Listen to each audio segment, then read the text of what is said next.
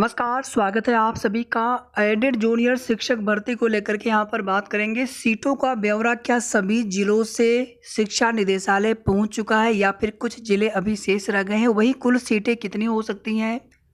विषयवार सीटें, जियो और साथ ही साथ जो कोर्ट में केस है जो कि मामला अभी तक निस्तारित नहीं हुआ है, उसका क्या प्रभाव पड़ सकता है?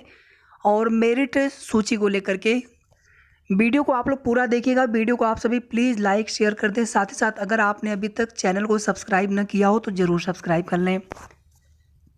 देखिए, जहाँ तक मुझे अपनी जो जानकारी जहाँ तक हमें मिली है उसके अनुसार लगभग सभी ज़िलों का डाटा भेज दिया गया है, लेकिन कुछ ज़िलों का अभी भी डाटा नहीं पहुँचा है।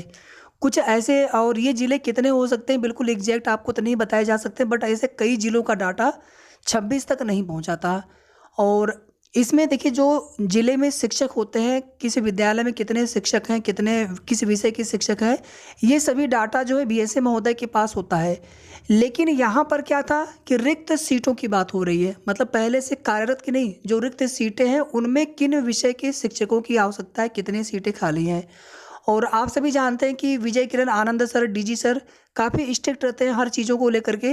तो ऐसे में हर जिले की बीएसए महोदय या डाइट की तरफ से ये कोशिश की गई होगी कि एक बार फिर से जो है पूरा डाटा हम अपने स्तर से वेरीफाई करके ही भेजें, ताकि बाद में कोई दिक्कत ना हो। बाद में फिर ज्वाइनिंग के लिए जब वे सिलेक्टेड अभ्यर्थी आएँ, उन विद्यालयों में जाएँ, तो वहाँ पर कोई दिक्कत ना, कोई समस्या ना हो। जैसा कि माध्यमिक में आप देखेंगे टीजीटी पीजीटी वाले में कितनी दिक्कतें हुई थी, बाद तक जो है सबकी ज्वाइनिंग होती रही। तो ये सब दिक्कतें ना हो, इसके लिए ये जो डाटा है ये सही सही डाटा मांगा जाता है। और विषयवार ही शिक्षकों की भर्ती होनी है और विषयवार ही मेरिट बननी है, विषयवार ही सीटों का डाटा जो है यहाँ पर मंगवाया गया है। तो थोड़ा-सा अभी समय लगने वाला है, अभी हर ज़िले का डाटा नहीं पहुँचा है, कुछ ज़िलों का डाटा शेष रह गया है। उसमें जब भी जितने दिन में लोग भेज दें, 1 दिन, 2 दिन, 3 दिन में भेज दें, और हो सकता है कि कोई नया लेटर देखने को भी मिल सकता है शिक्षा निदेशक की तरफ से, एडी बेसिक सचिव अनिल भूषण चतुर्वेदी, पीएनपी सचिव अनिल भूषण चतुर्वेदी सर की तरफ से। या फिर हो सकता है कि डाटा अगर आ जाए 1 से 2 दिन में, लेट से लेट, बाकी ज़िलों का भी तो हो सकता है कोई नया लेटर न भी देखने को मिले। कुल सीटों की संख्या जब तक कि सभी जिलों का, अब आप देखेंगे जो जो लेटर जारी हुआ था, ये नोटिस जो जारी किए गए थे सभी जिला बीएसए के लिए, पत्र शिक्षा निदेशक की तरफ से, उसमें यही लिखा गया था कि पूर्व में अधियाचित पदों में विषयवार जो है रिक्तियों का विवरण स्पष्ट नहीं है। तो उसमें तो अगर आप देखेंगे, और एक नीचे एक लाइन और लिखा था, तत्समय उस समय में जो भी रिक्तियों का विवरण था उसमें विषयवार चीज़ें क्लियर करने के लिए कहा गया है। इसीलिए कुल सीटों की संख्या को लेकर के या फिर सीट वृद्धि को लेकर के यहाँ पर कुछ भी चीज़ें स्पष्ट नहीं हो पा रही हैं कि शासन से कुछ सीट वृद्धि को लेकर के फैसला किया जाएगा या जितने सीटें हैं पहले की उतनी ही सीटों पर भर्ती होने जा रही है। और इसी तरह से विषयवार सीटों को लेकर के जो भी डाटा वायरल किए जा रहे हैं, कोई भी उसमें ऑफिशियल या ऑथेंटिक जब तक नहीं होता, देखिए मैं सभी की जानकारी का पूरा सम्मान करता हूँ, लेकिन अभी तक कोई भी ऑफिशियल या कोई भी इस प्रकार के जब तक डाटा नहीं आ जाता है, तब तक कहीं ना कहीं आप हम सभी को धैर्य बनाए रखने की आवश्यकता है। और बहुत ऐसे हमारे साथी हैं जिनके कहीं ना कहीं किसी के कांटेक्ट में पहुँचे, उनके माध्यम से भी उन्हें चीज़ें पता चलती हैं। बस ये है कि सभी पाँचों विषयों के लिए जो सीटों का डिवाइडेशन होना है, सभी पाँचों विषयों के लिए सीटें अलग अलग डिवाइड होंगी। हिंदी है, संस्कृत है, अंग्रेजी है, गणित विज्ञान और एसएसटी के लिए। गणित विज्ञान में देखिए, मैं बहुत पहले से बता रहा हूँ, सीटें थोड़ी सी ज़्यादा रहने की उम्मीद है। उसका कारण ये है कि वहाँ पर पहले जो है विज्ञान और गणित दोनों विषयों के लिए अलग अलग मैनेजमेंट कोटे से भर्ती की जाती थी। मैथ के लिए अलग और साइंस के लिए अलग टीचर रखे जाते थे।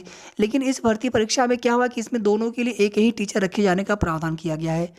तो इस वजह से इसमें थोड़ी सी जो सीटें हैं बाकी विषयों की तुलना में थोड़ी सी सीटें ज़्यादा हो सकती हैं, लेकिन बहुत ज़्यादा भी होने की उम्मीद नहीं, थोड़ी सी। जैसे किसी विषय में मान लीजिए 400 सीटें हैं तो इसमें 500 हो सकता है, थोड़ा बहुत फ़र्क पड़ सकता है। तो जो भी होगा ऑफिशियल डाटा आने के बाद सारी चीज़ें क्लियर हो जाएंगी। और जियो को लेकर के देखिए, अभी कुछ भी नहीं कहा जा सकता जब तक कि सभी 75 जिलों का डाटा शिक्षा निदेशालय के द्वारा SCERT को न भेज दिया जाए।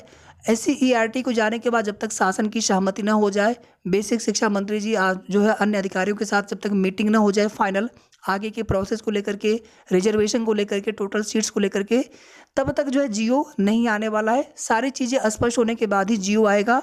और 69,000 शिक्षक भर्ती में जो जियो आया था, आप देखेंगे उसमें कब से कब तक ऑनलाइन आवेदन लिए जाने हैं, किसी दिन मेरिट सूची का प्रकाशन होगा, कब से कब तक काउंसलिंग चलेगी, सारी चीज़ें उस जियो के अंदर होती है। और इतना ही नहीं, कुछ और भी चीज़ें जैसे डॉक्यूमेंट्स आदि को लेकर के भी चीज़ें वहाँ पे स्पष्ट की जा सकती हैं। और जो जिलेवार विज्ञप्ति आती है फिर आगे काउंसलिंग के लिए, उसमें डॉक्यूमेंट्स आदि को लेकर के बिल्कुल स्पष्ट जानकारी होती है। कौन कौन से डॉक्यूमेंट्स लगेंगे, किस क्रम में लगाने हैं, कौन कौन से शपथ पत्र बनवाने हैं, क्या फाइल, डाक टिकट, लिफाफा आदि जितनी भी चीज़ें होती हैं सभी को लेकर के जिलेवार नोटिफिकेशन जब जारी होंगे तो उसमें चीज़ें रहती है विस्तार से। लेकिन जो शासन से आता है शासनादेश, उसमें बहुत ज़्यादा विस्तार से आपको चीज़ें देखने को नहीं मिलती हैं। कोर्ट वाला जो केस है उसमें हमने आपको बताया था कि पीएनपी सचिव महोदय की तरफ से एफिडेविट लगाया गया था, लेकिन याचियों में 2 ऐसे याची थे जो संतुष्ट नहीं थे, जिनका रिजल्ट इनवैलिड हुआ था, बाकी लोग संतुष्ट हैं। आप देखेंगे अच्छे खासे नंबर में वृद्धि भी हुई है, जो याची है उनके भी और कुछ अन्य अभ्यर्थी भी उनके भी नंबरों में वृद्धि हुई है सभी वर्ग में। और इसी वजह से जो 2 याची हैं, आप देखेंगे कि जब दोनों तरफ से ही एफिडेविट आना चाहिए, काउंटर एफिडेविट और रिजॉइंडर एफिडेविट, तो दोनों तरफ से एफिडेविट आने के बाद ही मामला निस्तारित होता है। अदरवाइज़ फिर वहाँ पर नेक्स्ट डेट लगना पहले से ही लग रहा था, हमने आपको बताया भी था कि हो सकता है कि नेक्स्ट डेट लगे, लेकिन इतनी लंबी डेट लगेगी ये नहीं पता था। 19 अक्टूबर की जो है डेट लग गई। तो खैर अब यहाँ पर आप इंतजार के अलावा कोई दूसरा रास्ता बचा नहीं है, लेकिन अभी देखेंगे आप धीरे धीरे रिक्त सीटों का विवरण पहुँचे विभाग के पास, फिर विभाग के द्वारा जो है जियो पर कार्य हो, जियो तैयार हो, तो इसमें भी आप देखेंगे हफ्ता 10 दिन का समय लग जाना है। और उसके बाद फिर जो आगे की प्रोसेस होगी, जब तक कोर्ट से मैटर डिस्पोज्ड आप निस्तारित नहीं हो जाता तब तक कहीं ना कहीं शुरू नहीं हो पाएंगे। जब तक टोटल सीटों का पता नहीं चल जाता है, विषयवार सीटों का पता नहीं चल जाता, तब तक कहीं ना कहीं हम लोग किसी भी तरह से कोई भी प्रिडिक्शन नहीं कर सकते हैं कि कितने गुणांक वाले सेफ हैं अभ्यर्थी, किनको अपने आप को सेफ समझना चाहिए, हाई गुणांक, लो गुणांक या मध्यम गुणांक।